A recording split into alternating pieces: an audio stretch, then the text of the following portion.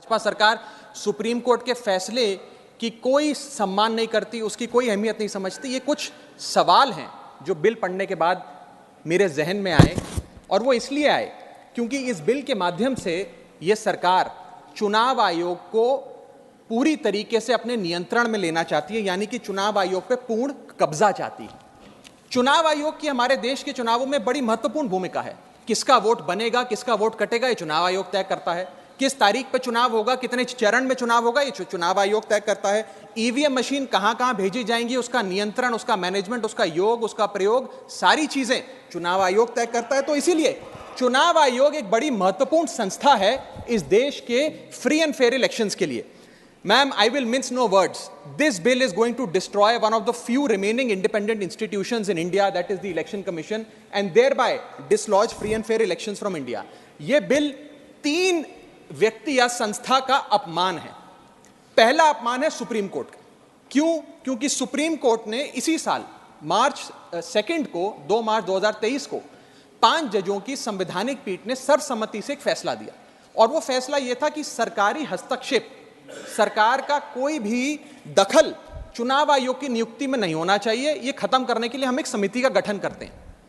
उस समिति के गठन से मुख्य न्यायाधीश को हटाकर एक कैबिनेट मंत्री को डालकर उसका संतुलन बिगाड़ने का काम और सुप्रीम कोर्ट के फैसले को पलटने का काम इस सरकार ने किया, ताकि एक ऐसी व्यवस्था बन जाए जिसमें जो शख्स ये चाहे वही चीफ इलेक्शन कमिश्नर बनेगा।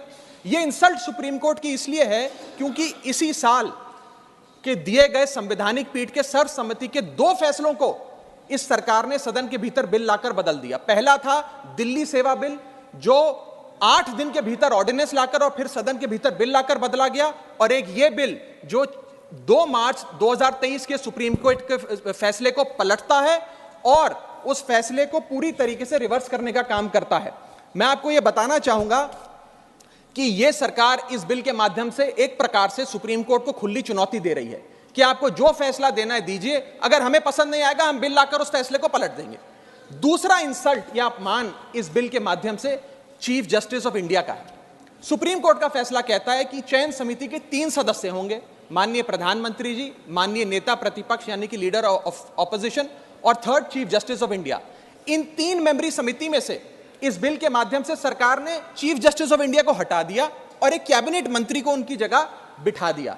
चीफ जस्टिस ऑफ इंडिया से इतना परहेज कि साफ तौर पे उन्हें इस समिति से हटाने के लिए इस बिल को लाया गया। मैं सरकार को याद कराना चाहूंगा कि समय समय पर इलेक्टोरल रिफॉर्म्स के लिए इस देश में कमेटियां बनी, और अधिकांश कमेटियों ने यह फैसला दिया, ये रिपोर्ट दी, ये सजेशन दिया कि समिति के भीतर चीफ जस्टिस ऑफ इंडिया यानी कि इस देश की न्यायमूर्ति को जरूर होना चाहिए। चाहे वो तारकुंडे कमेटी हो, दिनेश गोस्वामी कमेटी हो, वोरा कमेटी हो, इंद्रजीत गुप्ता कमेटी हो, जीवन रेड्डी कमेटी हो, या फिर इसी सरकार की लॉ कमीशन की रिपोर्ट हो।